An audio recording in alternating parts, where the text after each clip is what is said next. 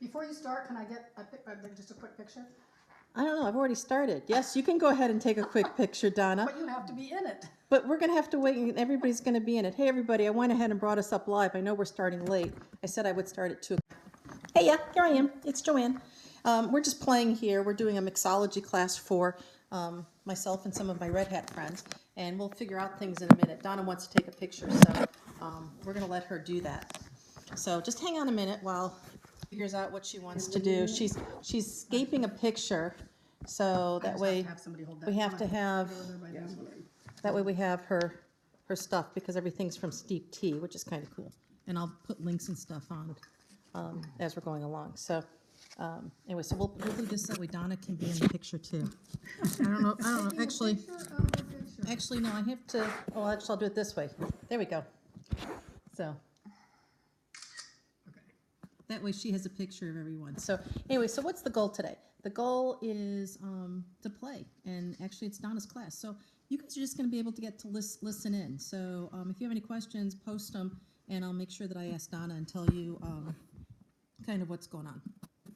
So it's all yours. Okay. Welcome, ladies.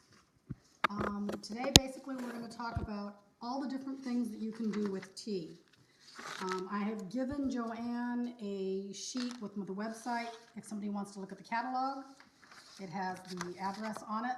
She'll bring that up on Periscope, so you'll have a chance to look at it. If you are not with us today and you'd like to place an order, the easiest thing to do if you want to order some tea is to call me directly. And I have a picture that she can post with the phone number on it also. There is a discount if I place the order directly, because I can place it as a party order, and then there's not the shipping's less. So you can order online if you'd like, but it's a little bit cheaper if you order directly. You call me directly and order through me. When you think of tea, most people think of iced tea and hot tea and absolutely nothing else. You can put tea in just about anything. I have made salad dressings with tea. Taken a fruit tea, chopped it up, add your oil, vinegar, and water, stick it in the fridge. Let it sit a little bit so that the fruit infuses with the oil and the vinegar. You might want to add a little bit of sugar if you want it sweeter. Stick it in the fridge, shake it up, put it on a spinach and strawberry salad, and make yourself a strawberry vinaigrette dressing. It's good in the fridge about 5 to 7 days because it's fruit. Once it's rehydrated, it's basically food. You can make pancake syrup with tea. Take a fruit tea, put it in water, bring it to a boil, make a simple syrup with sugar, let it cool down. You can use it on pancakes, you can put it in your oatmeal, you can use it as a dessert sauce. You can boil it down and basically make a flavored pancake or ice cream syrup. You got hearts on those pancake syrups, by the way. Everybody was liking that idea. So just letting you know, I'll let you know when people give those hearts, okay, saying that they're liking what you're talking about. And it's healthy because you don't have all the crap that's added in regular syrup that you buy. It's just sugar, water, and fruit. There's really not a lot of waste with tea. If you use a fruit tea, you drink it hot or cold, make iced tea. The leftover fruit, because it's just fruit and nut bits, you can put in a baggie and freeze. And then when you make muffins or pancakes or something else, you take the frozen bits out, you chop them up, you put them in, you can eat them. It's just fruit. So there really isn't any waste. Tea leaves are compostable. You can put them in your compost pile, put them on your plants. They're fine. They're actually good for it, so there's really not a lot of waste. You can bake with tea. You can infuse your butter or your milk. Like you can make ice cream with tea. You infuse the cream with whatever flavor you want, strain the leaves out, and make ice cream in your ice cream maker. So you can use it for flavor just about anything. Bread, brownies. The last time Joanne was at my house, we had mint julep. Gira did was take the mint, a really strong mint julep tea, and I used that as the water in a Ghirardelli brownie mix. But it made, mint brownies, so it was really good. We have our own seasonings that have tea in it. Everything that the company sells has tea in some form in it.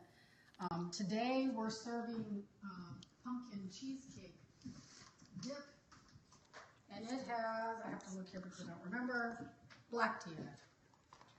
So, and it's really good, and all we did was add cream cheese, whipped cream, and a little bit of pumpkin. And we also have smoky ranch dip, and it also has black tea in it. So, let's see. Soup. Winter's coming up, you want to make soup. A lot of the herbal teas you can put into an herbal or a net bag.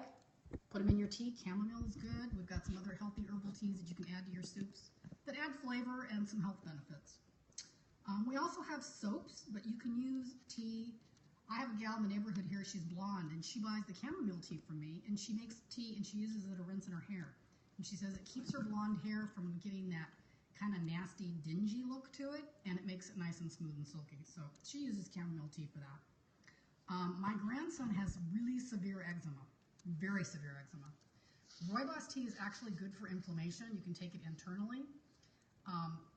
It's an unusual flavor, and it's not something kids necessarily are going to drink plain, but I make bath bombs for him. You can put them in I put them in a tea sack and make a strong tea out of the rooibos tea, and then give him a bath, and then dump all the soapy water out, and then let him rinse and soak and play in the rooibos tea. And it has a soothing effect to the eczema. We also have soaps that actually have the tea in it, but it's just an easy way when he has a real bad eczema flare up. She'll let him soak in the tub in rooibos tea. And as long as you put it in a tea bag or something so that it doesn't clog your drains up, you're good. Oh, I like that idea, because sometimes I have problems. We won't discuss what those problems are, and I just sometimes need to sit in the bath to help soothe some things. You guys can figure out what that is. So that might be a good idea. Yeah, so rooibos is good for inflammation, internal and external. Cool. So when you use tea, you can use it in different ways, and you can infuse it in different ways. If you, like I said before, if you want to put it in a baking mix, you can infuse it in the butter. If you want to put it in ice cream, you can infuse it in the cream. Tonight we're going to talk about infusing it actually in liquids that we're going to use for drinks. So instead of just making a plain iced tea, we have moonshine, we have lemonade, and we have a bottle of Pinot Grigio. So we are going to talk about how you can infuse those, and I have some paperwork that's going to give you some options. The first one talks about my three favorites in white wine are pink apple, berry mania, and peaches and cream. And peaches and cream is what we actually are serving today. It's very easy to do. You basically just put the tea in a tea sack, stick it in your container, and let it sit in the refrigerator overnight. Next day, take the sack out, and you can drink it. You flavored it. Moscatos are probably one of the best to use because they're a little bit sweet. And they go well with the fruit flavors. So I tend to use Moscato when I do, unless people just really don't like a sweet wine. So those are my three suggestions for if you have a white wine. Those are my favorites. Red wine is a little harder to infuse because red wine has such a strong flavor. You're going to use the same concept of just putting the tea in a bag, sticking it in the refrigerator, and letting it sit for 24 hours. But you need a stronger flavor tea. Otherwise, you're not going to get much essence. The red wine tends to kind of wipe out most other flavors. And kind of look at what the base for your red wine is. You know, is it a fruit? Is it woodsy? Is it, you know, and kind of try and emphasize what's already in the red tea. I have 4 listed on here as my favorites for red. I tend to be a white wine drinker if I drink wine at all. And I usually only drink it as a sangria or mixed with tea. I'm not plain. For those that are asking, yes, there are going to be some things that are posted online, and you'll find out where to get that information by popping over to my Facebook page at facebook.com/purpleology, PURPLEOLOGY, and I'll get you all the links directly to Donna, the TheTeaGal, and some of these helpful things that she's talking about today. So don't panic about it. We'll make sure you guys get the information that's hanging out with us online. So, stay tuned. Also, they can get a lot of recipes off of my Facebook page, which is facebook.com/TheTeaGal. Oh, that's cool. Yeah, so look at her shirt, TheTeaGal, all one word. You guys can handle that. Yay! Okay. So for red wine infusions, Sammy Sweetheart and Berry Mania are probably my 2 favorites. The Sammy Sweetheart's a berry mix, and Berry Mania is also a berry mix, but it's more blueberry-ish flavor-wise. Dark chocolate chai I like, but it's either you like it or you don't. It's a strong kind of a chai. You'll have to like chocolate and wine, so that's another option. And I have tons of recipes using our winter sangria and red wine and mixing it with sparkling water. So we make a really good sangria with our winter sangria.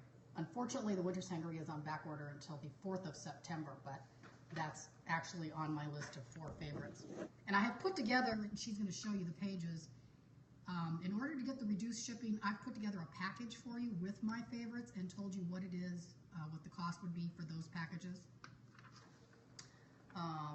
If you're interested in purchasing any of my favorites.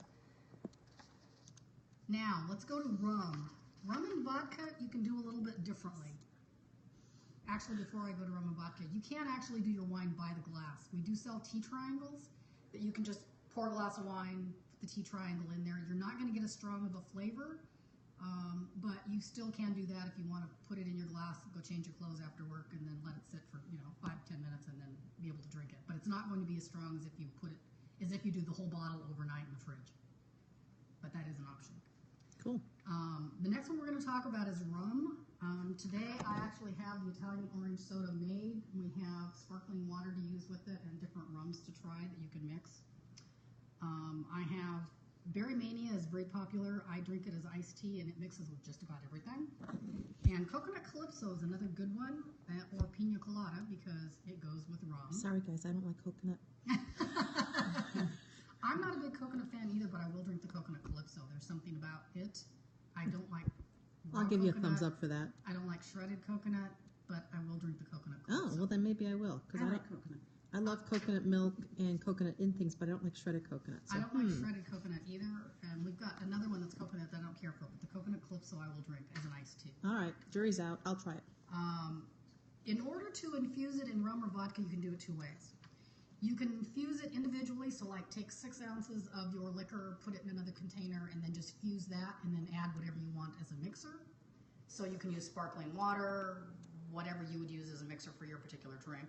Or you make it like a stronger iced tea and then add your liquor to your drink. So today what we did is we have the Italian orange soda. It's made as a little bit stronger tea. You can either drink it plain, you can add rum or vodka. Bye. Oh, so I see her waving at the camera. I was just saying bye to Nancy because she had to run away. Okay. So you can do it one of 2 ways, and it just depends on whether or not. If you're having a party, you're going to want to make your tea strong and let people add their own liquor. If you're making it just for you and you want it tonight, you might just want to steep a little bit. And it takes a couple hours in liquor also, because you're cold steeping as opposed to hot steeping like you do with tea. It takes a little bit longer. Vodka works the same way. You can either do a small amount, do 6 ounces at a time, or you make your strong tea and you add your vodka. Guys, question. Why is it necessary to do a cold steep, like if you're doing alcohol, as opposed to just like room temperature? Is there a reason for that? Well, if you're using a fruit tea, it's a food, so you don't want to leave it sitting out. Okay. And I would not want to heat the alcohol because you're going to burn the alcohol. No, I out. would never want to heat it. I was just wondering about putting it in the fridge versus throwing it in my pint jars and then just throwing it on the shelf. No, I'd put it in the fridge. Okay, just asking. Because technically it's a food, just for health and safety reasons. Okay, we like health and safety reasons. Yeah. Cool. And that said, once you infuse it, it'd be good if you drank it within 5 Laughter minutes from or the so. peanut gallery. Vodka choices are apple raspberry sorbet, tart granny green apple, and berry cranberry. The berry cranberry with vodka is really good because you add it to cranberry juice, a little bit of vodka. It's good. You can make martinis out of just about any of our teas. I've got a recipe for an Earl Grey martini. I've got an apple teenies. We've got all kinds of ones that you can make. Now, bearing in mind, if you're making your alcoholic drinks out of tea as opposed to mixers, you're saving calories. Because there's a lot of additives, and there's a lot of sugar, and a lot of those mixers that you're normally drinking. So you're going to save a few calories. That's always good. Yeah, saving calories is fabulous. And sugar. And Sugar is a sugar. big thing for me. Yeah. So I do not sweeten any of the teas that I make for parties. I do have stuff available for you to sweeten it because everybody's sense of sweet is different. I like sweet white wines. I don't like dry white wines. That's just my preference. She brought a dry Pinot Grigio. Everybody's sense of taste is different. So make it, try it. If you don't like it, sweeten it a little bit. And it will make a difference, especially like with rooibos teas. It tends to kind of smooth out the flavor. So if you try something the first time and you don't like it, don't immediately decide you don't like it. Try to sweeten it just a little bit, or try adding something else to it. White grape juice works very well in a lot of things that need to be sweetened and you don't want to add just sugar to it. the white grape juice works very well. I make a sangria where I use the wine, a tea, and the white grape juice. And the white grape juice sweetens the citrus just enough that I don't have to add any sugar.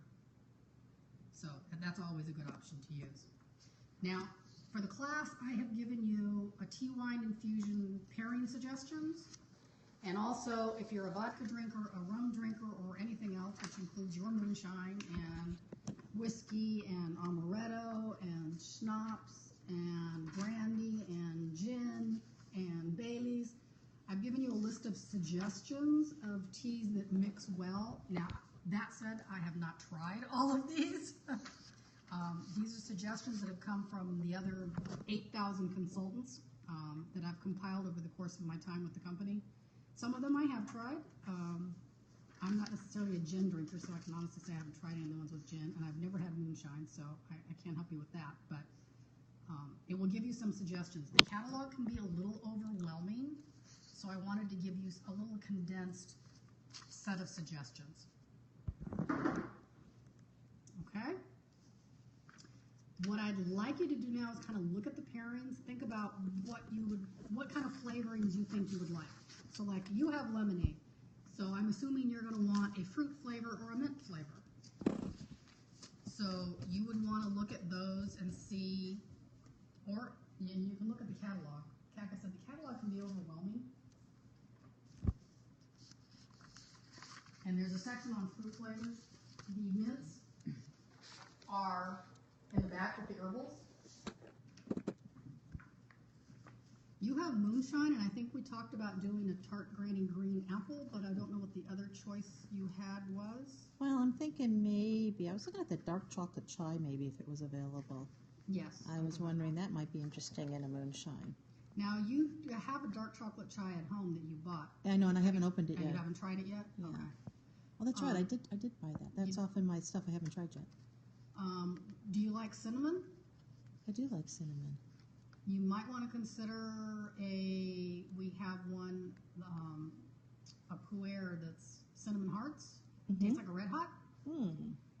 Might be kind of like, what's that whiskey that they have that's cinnamon whiskey? The cinnamon Jack Daniels? Is it Jack Daniels?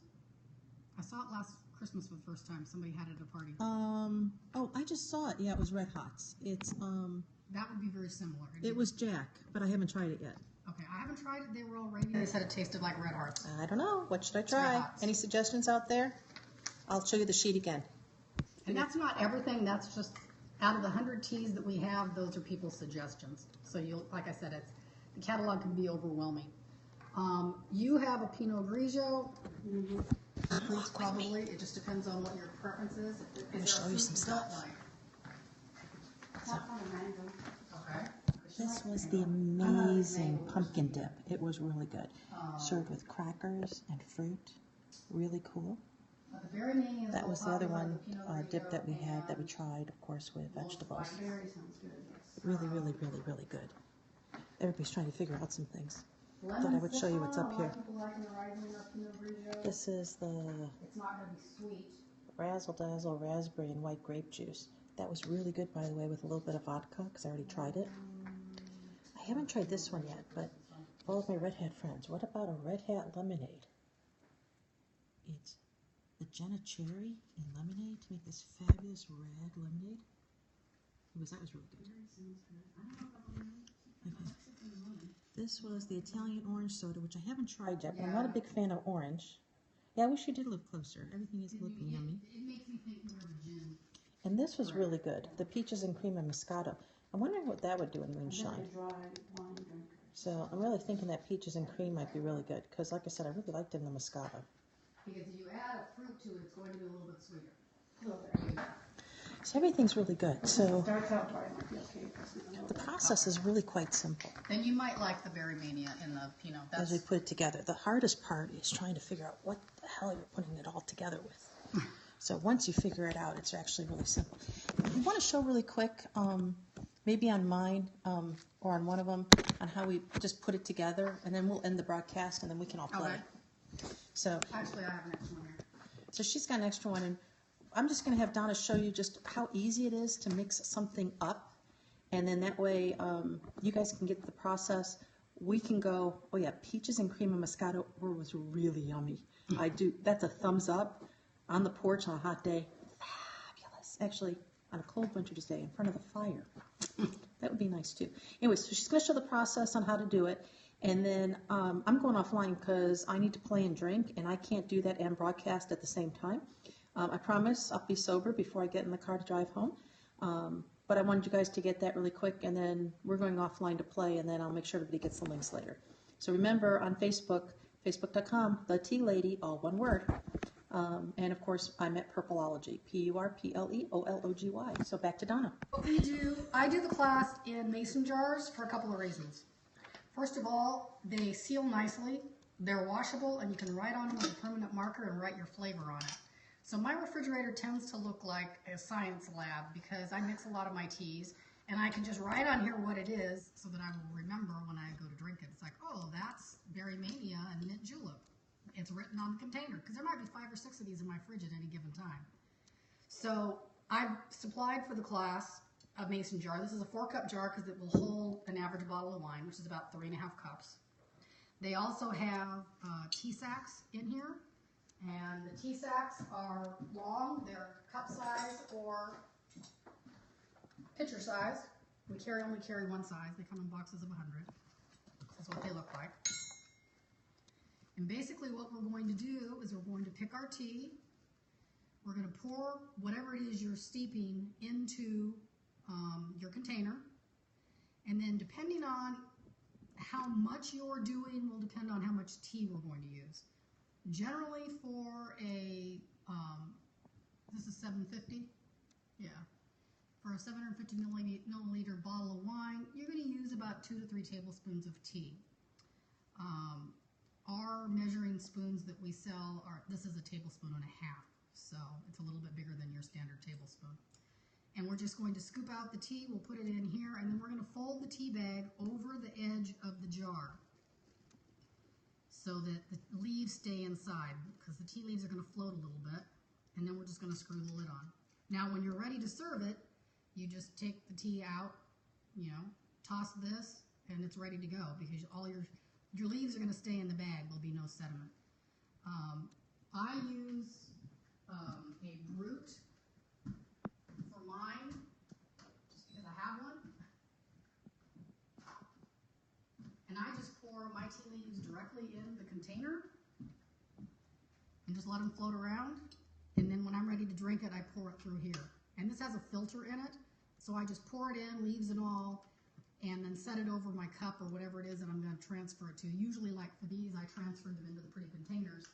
When you set it on top, it's got a lever that releases the fluid, but the leaves stay inside. So this is what I use. I use it to make my hot tea. It's BPA free. I use it to make cold tea. I make it hot, put it on my cup over a cup of ice, and instantly cool it. So I use this a lot. It's just kind of my go-to. And it's less waste. The bags are compostable also if you're concerned, because we are a Canadian company and she's very particular. We use the European health standards.